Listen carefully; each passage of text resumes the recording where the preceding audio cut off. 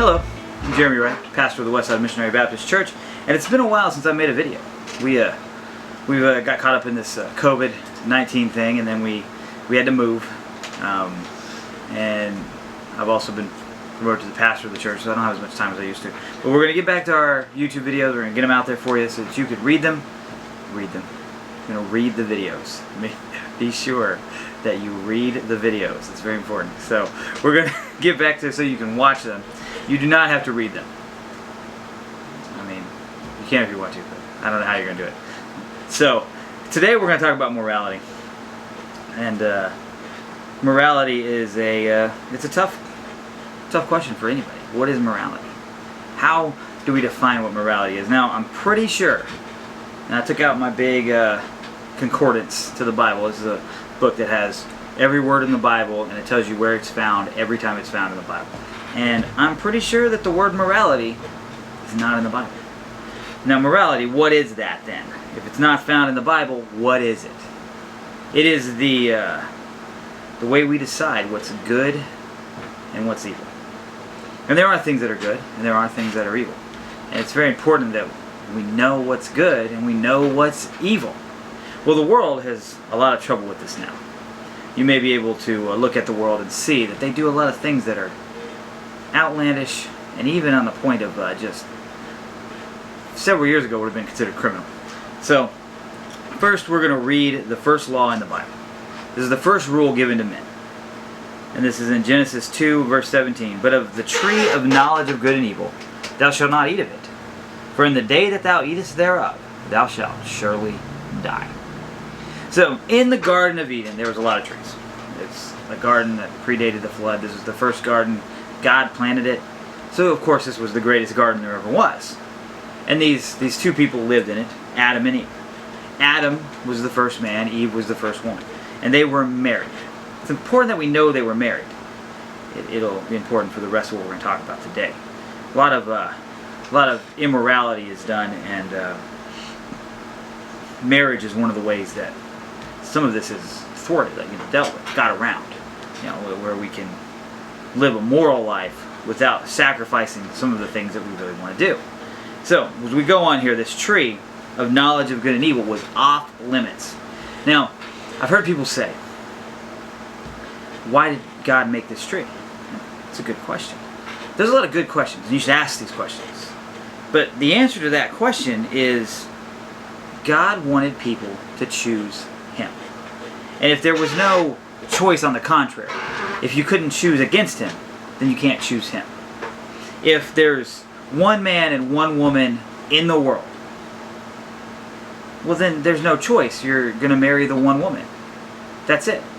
That's not a choice though. But because there are a bunch of women in the world, and you marry a woman, well, you picked her out of, what, billions of people?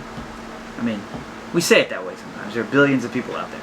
But you pick one that you marry, and that's how you do that. So remember that. The Lord set up this one tree and said, all the trees you can have them. They're all yours, except for one tree, the tree of knowledge of good and evil. And then a serpent came and showed up and said, He didn't really mean you can't eat this tree. He didn't mean you're going to die. He didn't mean all these things. And he said, He's just keeping this from you. You could be as gods, knowing good and evil. And then they ate of the tree of knowledge of good and evil. And then there's a natural knowledge of good and evil in you and me. I should have done that the other way. In you and me. That's better. So there's this natural knowledge of good and evil that we all kind of share. It's obvious to you, and I'll say some things. If I said somebody murdered a little child, you have a feeling about that immediately. And it's not a good feeling. This is something that upsets you. It upsets me too. That's why abortion bothers me so much, because it's the murder of a little child, the smallest of children. It's terrible. I can't stand the concept of murdering tiny babies, because that's wrong. Now, in the modern world, virtues are not always virtuous. Kind of an interesting thing. So let's talk about one of the virtues of the modern world. We have a thing called tolerance. Now, tolerance is not necessarily a virtue. I know you're thinking, well, we got to be tolerant of people, right? People do things, and we should be nice to them. We should treat them well. We should tolerate them. There's a situation I was in a pretty good while ago, but it's happened since the last time I recorded a video, where I actually got hit in the mouth because I'm not tolerant. Well, what does tolerant mean? Tolerant means that you suffer something to happen. I know, suffer sounds like a bad word, right? If you suffer, that's bad. Well, suffer, that means you allowed something to happen.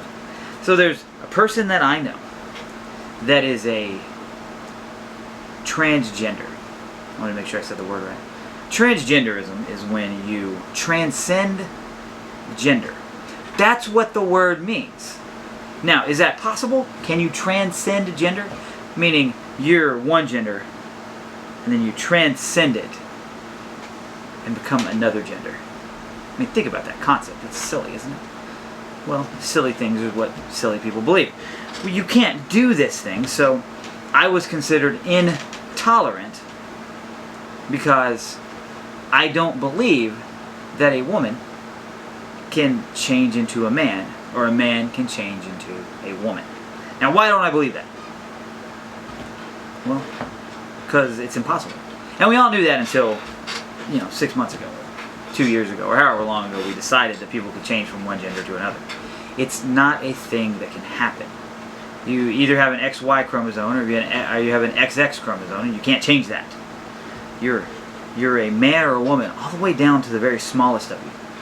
The very smallest part of your being is a man or a woman. So tolerance, under that idea, is not a virtue. Tolerance is just a thing people do. If somebody does something that irritates you, you tolerate it. If somebody's doing something, like let's say you're on a bus. I've never been on a bus, other than a school bus. And the person behind you is kicking your seat. Well, you would not get up, go behind them, and then start punching them in the face. Right? That would be insane. No one's going to do that. If you do that, you'll probably go to jail, so don't do that. You might say something to them. But for the most part, people tolerate irritating things on public buses. Like in an airplane, the seat will lean back. Well, you're in an airplane. Airplanes are small. I know they look big, but for what they're doing, they're small. There's much more room in here than there is in an airplane based on the amount of people in it. And this is a small room. So if the guy brings the seat back and it moves back this 1/4 of an inch or something like that, I've been on planes. It's you're sitting here and then you're sitting here. It's not much difference.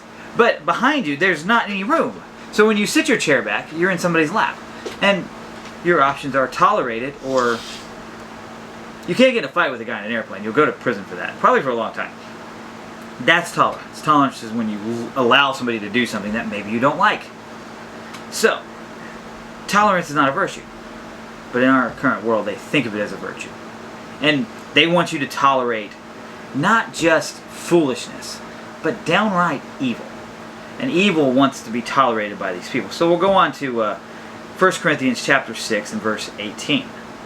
And the Bible says there, "Flee fornication. Every sin that a man doeth is without the body. But he that committeth fornication sinneth against his own body." Now, if you don't know what fornication is, it's an umbrella term. Put it over top of you and it will stop the rain. No, that's not what it'll do.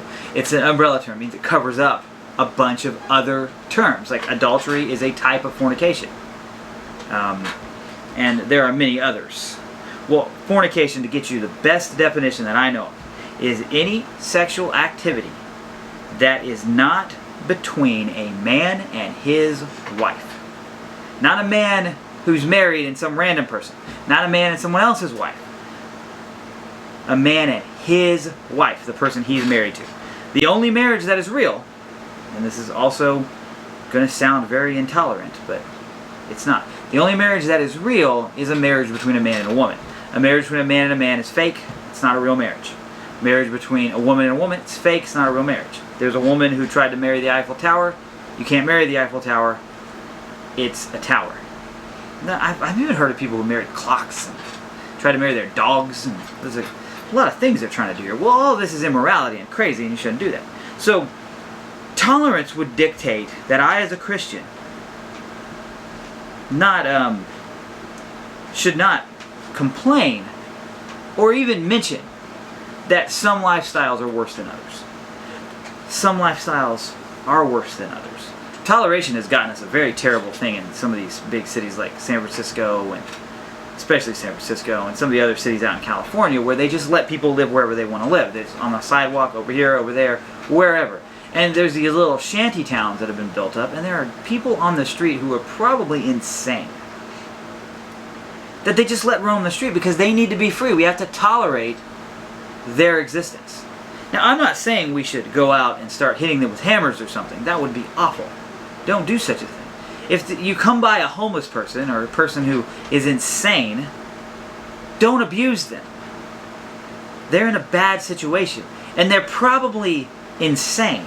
And what they really need is for the government or the society at large, whoever it is, to gather them up and take them to mental health facilities. And that would be what would be best for them. Because I can't go out there and deal with the crazy people on the street. I don't have the ability to do that. I don't know how to do it. I don't know the problems they have, the medications they may need, or the therapy they may need. I don't know that. I'm not a psychiatrist. I'm a preacher. I talk about morality. And I can go talk to them about morality, but they're crazy. And I'm not saying that to be mean to them. I'm just saying there is something wrong in their brain that is making it where they cannot control what they do the same way you can. And that's a tough thing to be in. And you need to be in a facility where they can take care of that. So one of the problems of the modern day is we tolerate too much. We should not tolerate, for instance, adultery. Adultery is something that shouldn't be tolerated. It's a terrible thing in a society. You know, you go and you get married to somebody. So that means you make a vow. Now, remember the old days, you had these people that were called knights, and they would make a vow to their lord, their liege lord would be the proper term. And they would vow to serve that guy. Their sword would be his. And they would bring their sword to bear on his behalf in battle against enemies. They would risk their lives on his behalf. They would turn in so much grain to the government, to the king or the prince or the duke or the earl, whatever it might have been. Well, when you get married, you make a vow that you will be faithful to that one person. Now, I know in the Bible there were times when people were married to multiple people. God didn't make Adam and Eve and Susie and Kate and Lindsay, and I'm just making up names here, but He didn't make all those other women. He made Adam and Eve, and they were married. And that's how it was supposed to be. You're supposed to marry one woman for one lifetime. That's how a man's supposed to live. Same thing with a woman. She's supposed to marry one man for one lifetime. And they're supposed to be married for that one lifetime. And they're not supposed to go out and have extramarital affairs. That's evil. That's a terrible thing to do to somebody. And if you've done that to somebody, you should feel sorry for it. And you should repent, and you should stop doing such awful things. So, in our world, if I preach these things, like that right there, that adultery is bad. Also, an open marriage is bad too. We'll go with that one because there's people that like to have open marriages, and well, they're foolish people, and they're just leading themselves to trouble. They're bringing something into their marriage that doesn't belong there. They're corrupting marriage. And that's a terrible thing to do because you didn't invent marriage. Marriage is not yours, whoever you are out there. It's not mine either. It's God's. God owns marriage. He set it up, not me and you. So when we have a marriage, we have to do it by His rules, not by mine. If I do it by my rules, well, I could make up all kinds of rules. And that would be terrible. Wrong. So we don't do that. We live within the rules that are there. One of the major problems with making tolerance itself a good is where's the line? Let's say we were tolerant of any activity. Well, we can't be tolerant of any activity. What about pedophilia? We can't be tolerant of pedophilia. It's evil. You know, the abuse of children has to be stopped. You can't allow that to happen. But what about homosexuality? Should we tolerate that? That's another question, isn't it? Well, what does the Bible say? 1 Corinthians chapter 6, verse 9 through 10. Know ye not that the unrighteous shall not inherit the kingdom of God? Be not deceived, neither fornicators, nor idolaters, nor adulterers, nor effeminate, nor abusers of themselves with mankind, nor thieves, nor covetous, nor drunkards, nor revilers, nor extortioners shall inherit the kingdom of God. Now, the word translated here, abusers of themselves with mankind, means homosexuality. That's what it's talking about. You're abusing yourself with a man. In this case, the word is arsenokoitia. That's probably not how you pronounce that, but it's a Greek word and it's very old and I don't know how to say it. So under Christianity, I cannot accept that lifestyle as good. Now, I can tolerate it, I suppose, and we do, right? There's homosexuality in our culture right now. There's even gay marriage, which, as I said before, is not real. It's a fake thing to make people feel better. I don't know why. It doesn't serve any purpose in society or in nature. It's just silliness. It's just sexual perversion that people are allowing themselves to be involved in. So as a Christian, it's my job to say fornication is bad. Sex between a man and a woman is wrong unless they're married. If they're not married, it's wrong.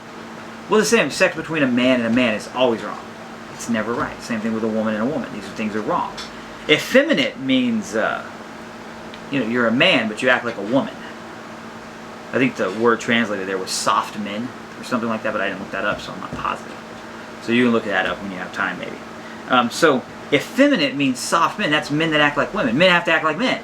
They can't act like women. That's wrong. It's something you should do. Now, later on in this verse, it says, "The same were some of you, but you are washed." So the Lord cleanses us of the unrighteousness when we get saved. But we still try to do these unrighteous things. So, in the current world, I am considered a bigot. A bigot is somebody who has prejudice against somebody because of their beliefs or who they are or whatever it is. Usually it's a, what do you call it? It's one of those things that can't be changed about you. So if I hated someone because they had bushy eyebrows, I guess you could change that if you wanted to. If I hated somebody because they had big ears, well, that would be wrong. That would be bigotry, right? I'm being a bigot against big-eared people.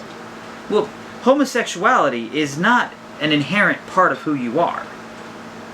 It's who you've decided to have sexual activity with.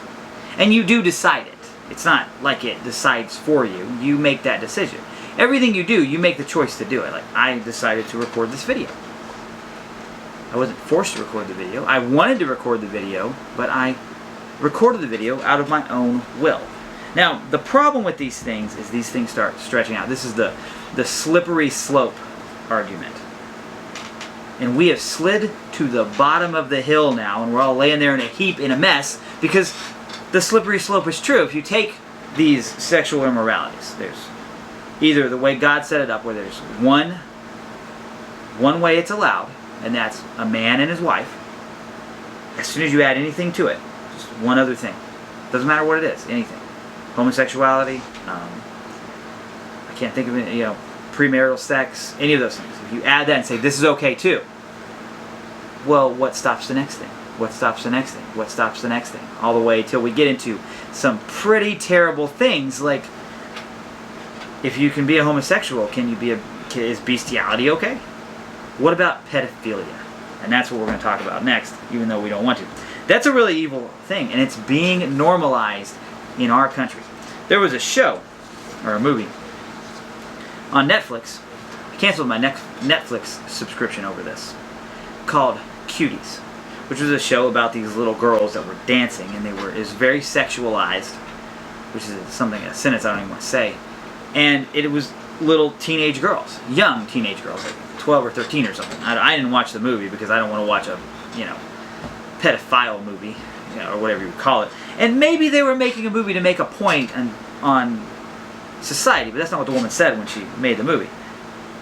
We can't tolerate that. So I didn't tolerate it, and I canceled Netflix, and I won't have Netflix until they get rid of that.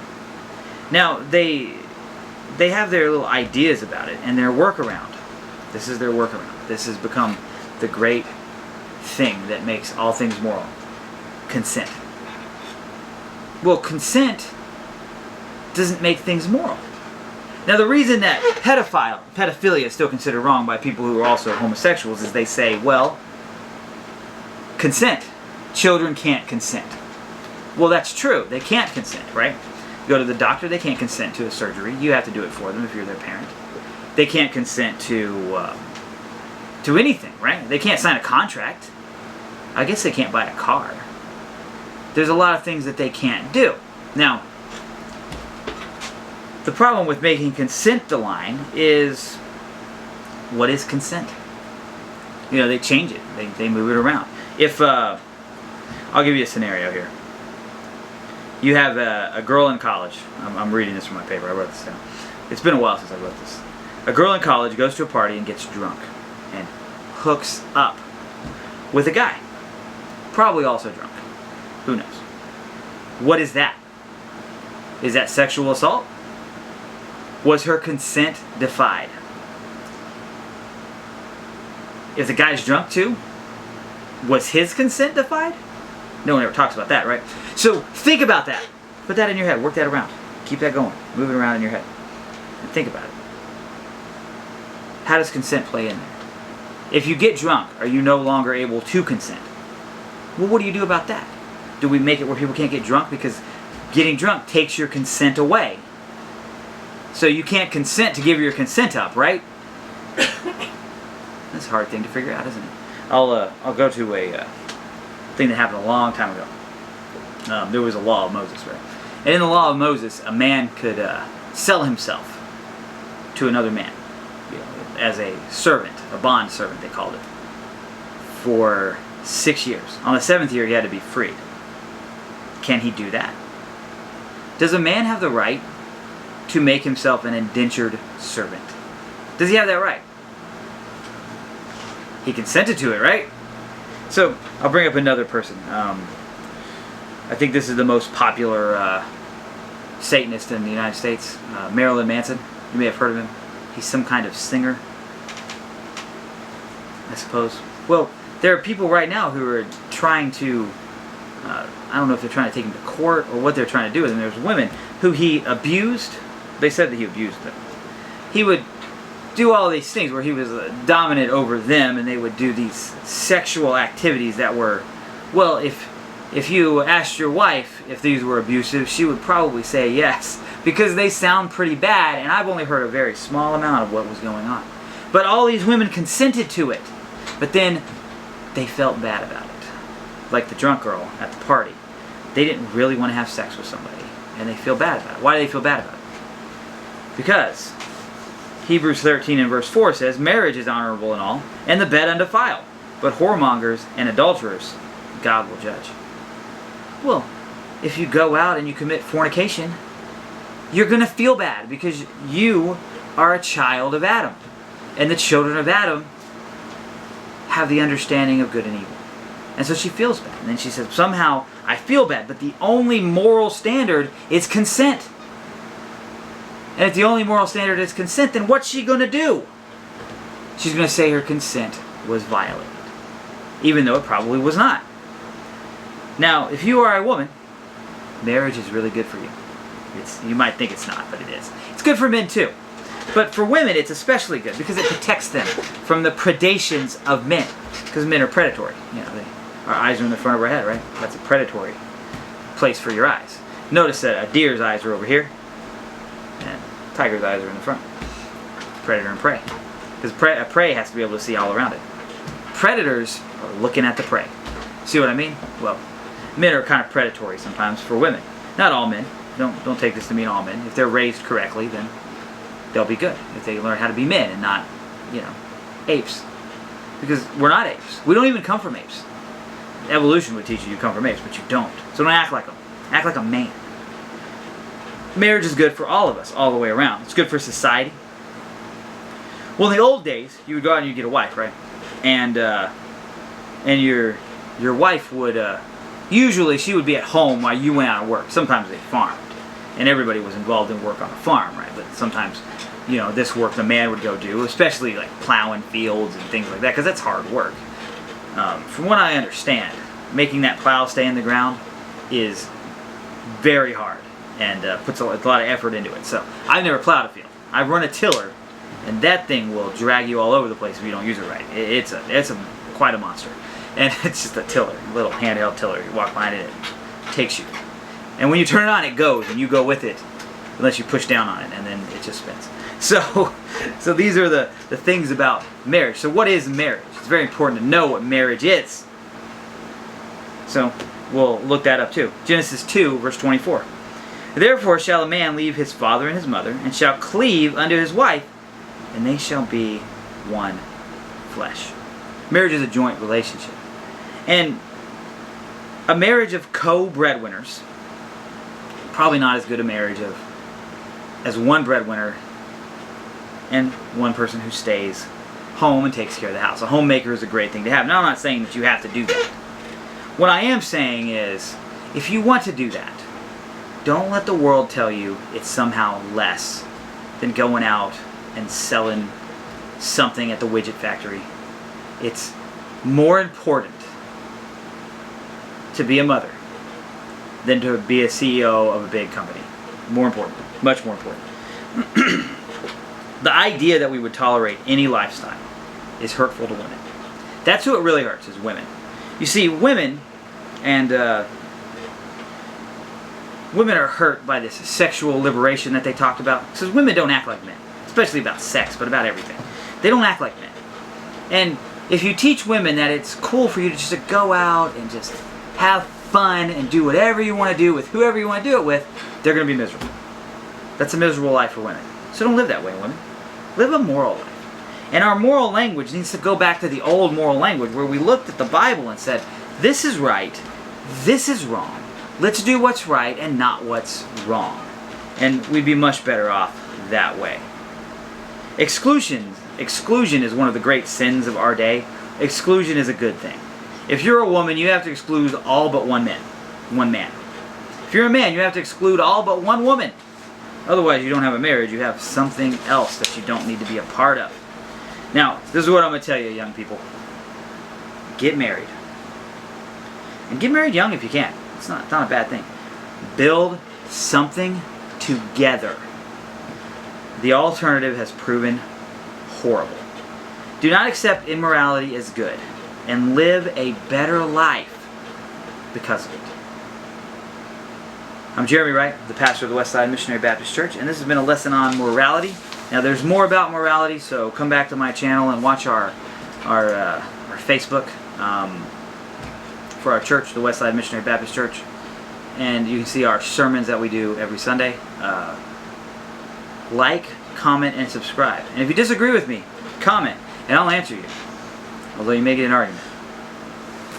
Have a great day.